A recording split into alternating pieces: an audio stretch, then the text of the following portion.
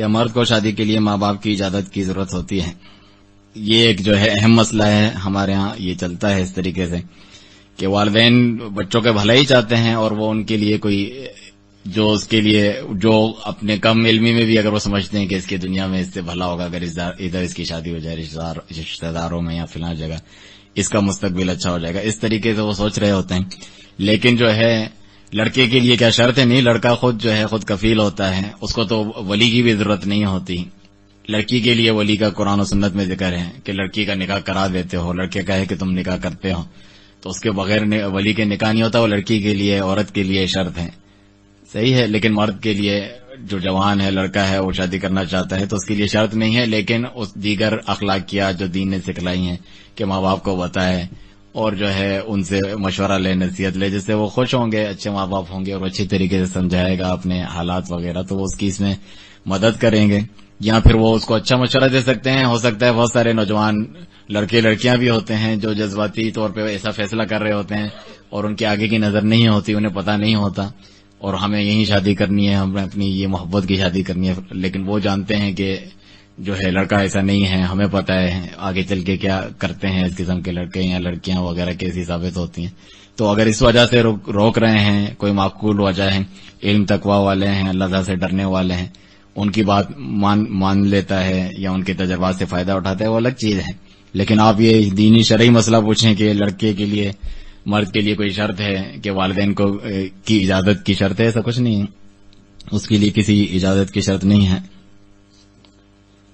اور کیا اپنی مرضی کرنا شادی کے لیے ماں باپ کی نافرمانی کہلائے گا؟ ایسا نہیں ہے. والدین کی فرمانبرداری جو اللہ سبحانہ تعالیٰ نے قرآن میں بھی ذکر کیے ہیں کہ اگر وہ اللہ تعالیٰ کی نافرمانی کا حکم دیں، لا طاعۃ لمخلوق فی معصیۃ الخالق، اللہ کی نافرمانی میں کسی کی اطاعت نہیں، یہاں تک کہ شرک و کفر کا بھی اگر وہ حکم دیں تو فلا تطعہما، ان کی اطاعت نہ کرو، وصاحبہم فی الدنیا معروفا، دنیا میں اچھے طریقے سے ان کے ساتھ چلو. اس کا مطلب بہت سارے ایسے منکرات ہیں جو وہ شاید ان کو اندازہ نہیں شدت کا اس کی. کتنے فتنے ہیں، نوجوان لڑکے لڑکیوں کو شادی کی ضرورت ہوتی ہے، برائیاں اور فواہش عام ہیں، سوشل میڈیا ہو یا باہر ہو، اسکول کالجز ہر جگہ، اور وہ فتنے اور پریشانیوں میں مبتلا ہوتے ہیں. آئے دن رات جو ہے کتنے کٹھن سے اور مشکلات میں وہ لوگ گزارتے ہیں. کس طرح جو ہے وہ اپنے دامن کو پاک رکھیں اور بچیں ان چیزوں سے، جبکہ اللہ تعالیٰ نے یہ فطری تقاضا انسان کا بنایا ہے اور ضرورت کو پورے کرنے کے لیے کتنی آسانیاں دی ہیں اللہ تعالیٰ نے. آپ دیکھیں نا یہود و نصارہ سے تو ہمیں بغض و نفرت رکھنی چاہیے، لیکن یہ ضرورت اتنی زیادہ فطری ہے، اللہ تعالیٰ نے یہود و نصارہ کی عورتوں تک سے جو ہے نکاح جائز کرا دیا کہ اس ضرورت کو پوری کرو، ورنہ معاشرہ جو ہے فتنے، فساد، فواہش، بگاڑ کا شکار ہو جائے گا. تو اس کی اس ضرورت کو بہت سارے ماں باپ نہیں سمجھتے ہیں. جو ہے ابھی تعلیم پوری کر رہا ہے، ابھی پتہ نہیں اپنے پاؤں پہ کھڑا ہو جائے فلانا، وہ بیچارہ پاؤں پہ کھڑے ہونے لائق نہیں رہتا جب وہ اپنے اسٹیبل ہو جاتا ہے پتہ نہیں 40 سال میں. پھر وہ جو ہے بچے وہ کتنے دادا جی سمجھتے ہیں بچوں کا اس کو.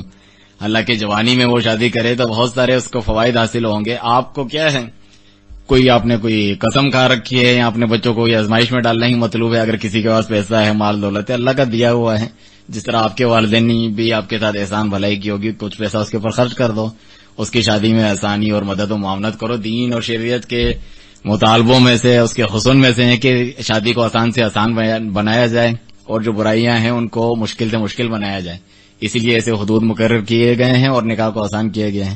تو شادی کو مشکل سے مشکل ایسی مصنوعی شرائط بنا کے ہمارے جو ہے خاندان میں سے نہیں، یا جو ہے ہمارے اسٹیٹس کے نہیں، یا ہمیں دین ہونے کے باوجود جو ہے ہمیں یہاں پر جوڑ صحیح نہیں لگ رہا، پسند نہیں، ابھی اتنے جلدی شادی کرنے کی کیا ضرورت ہے؟ ابھی بہنوں کی پہلے شادی کرو، چھوٹے بھائی کی پہلے کیسے ہو سکتی ہے، چھوٹی بہن کی پہلے کیسے ہو سکتی ہے؟ یہ مختلف ہیلے عذر بہانے ہندوانہ کلچر کے ساتھ رہ کے لوگوں نے اپنے اندر ڈال دیے ہیں، جس کی وجہ سے پریشان ہوتے ہیں. یا جہیز کا انتظام کرنا ہے، ابھی اتنا پیسہ نہیں ہے، حالانکہ وہ کوئی اس کی ضرورت میں سے نہیں ہے.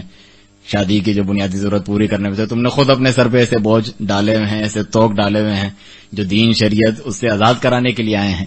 تمہیں ان بوجھ اور جو توق اپنے سر پہ تم لوگوں نے ڈالے ہوئے ہیں، جو دین نے یہ دباؤ نہیں ڈالے، خود اپنے سر پہ رسم و رواج کا بوجھ ڈالو، پھر اس کو پورا کرنے کے لیے بہانے بناؤ، بچیوں کی شادیاں لیٹ کرو، ان کو مشکلات اور پریشانی میں ڈالو.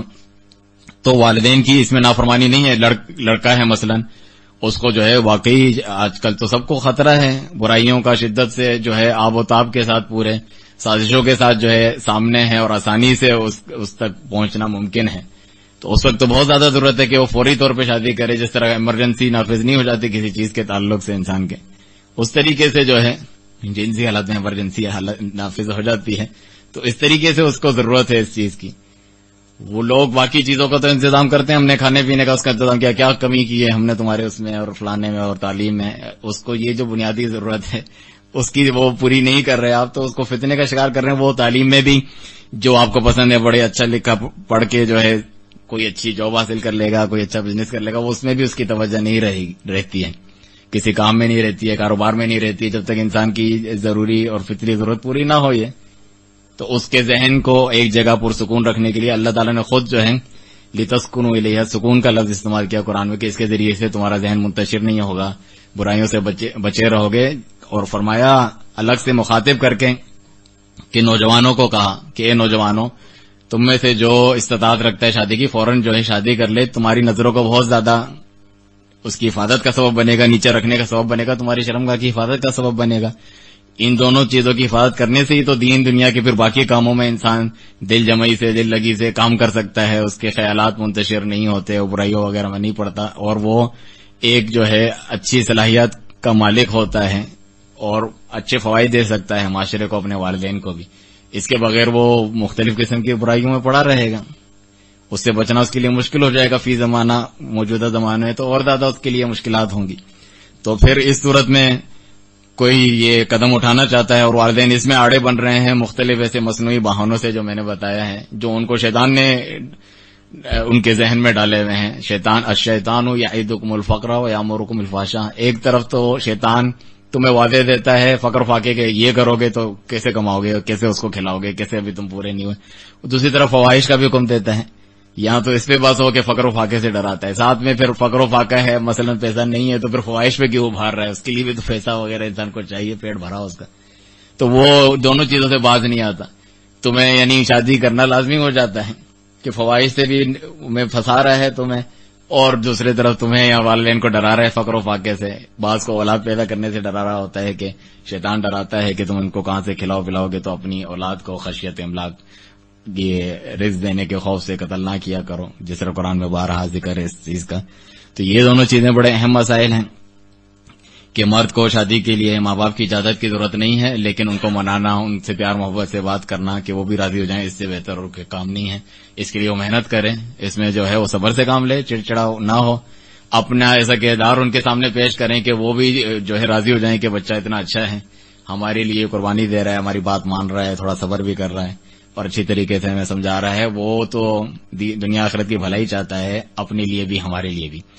اور دوسرا جو ہے کہ ان کی مرضی سے والدین کی شادی کرنا ان کی مرضی سے اچھی بات ہے اگر کوئی کر لے, لیکن اگر ان کی مرضی کسی ایسی ہے, اللہ کی نافرمان کسی عورت سے شادی کرانا چاہتے ہیں, کسی مرد کی یا عورت کی, اور وہ ایسے برے شخص سے, بدعتی شخص سے, فاسق فاجر بدکار شخص سے نہیں کرنا چاہتی ہیں, تو اس میں وہ ان کی نافرمانی کر سکتے ہیں, اس میں ان کی اطاعت نہیں ہے, اور اس میں کوئی اللہ کی طرف سے کوئی ملامت نہیں ہے اس کے اوپر. اگر وہ ایسا کر لیتا ہے, اگر وہ ایسا کرتا ہے تو اس میں کوئی ملامت نہیں ہے. ان کی رضامندی میں اگر مل جائے انسان کو صحیح دیندار رشتہ, سب کچھ جو وہ چاہتے ہیں وہ بھی اس میں مل جائے تو بہت اچھی بات ہے. لیکن اگر ایسا نہ ہو تو پھر اللہ اور اس کے دین کو سب سے, والدین کے بھی اوپر, بھائی بہنوں کے اوپر, سب کے اوپر ترجیح دینی چاہیے.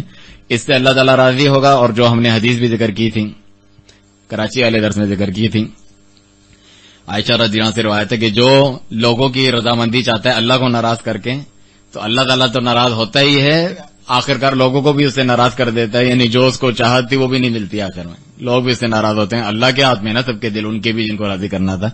اور اس کے برعکس کہا جو اللہ کو راضی کرتا ہے بھلے لوگ ناراض ہوں تو فکر نہ کرے, آج نکل وہ لوگوں کو بھی اللہ اس سے راضی کروا دیتا ہے.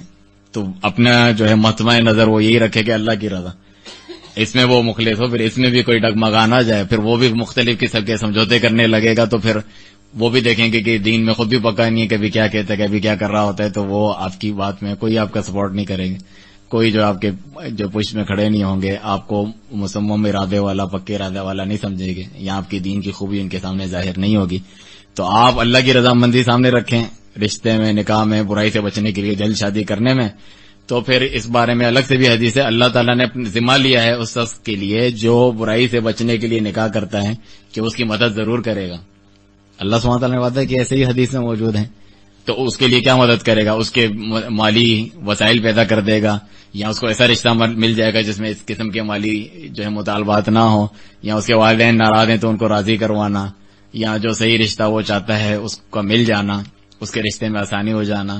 یہ ساری چیزیں اللہ سبحانہ تعالیٰ اس کے لیے آسان کر دے گا. وہ نیت میں اپنے اخلاص باقی رکھو کہ اللہ تعالیٰ کا تقوی اختیار کرنا ہے، پاک دامنی اختیار کرنی ہے، عفت حاصل کرنی ہے، برائی سے بچنا ہے. تو پھر آپ کے اس اخلاص کو دیکھتے ہوئے اللہ سبحانہ تعالیٰ ضرور مدد کرے گا، جس طرح اللہ تعالیٰ نے یوسف علیہ السلام کی مدد کی اور یہی بتایا کہ وہ ہمارے مخلصین بندوں میں سے تھا. تو ہم نے کذالک لنصرف عنہ السوء والفحشاء، اس سے ہم نے برائی اور فواحش کو دور کر دیا کیونکہ وہ ہمارے مخلص بندوں میں تھا. تو اخلاص دیکھ کر اللہ سبحانہ تعالیٰ ضرور آپ کی مدد کرے گا. اللہ اعلم.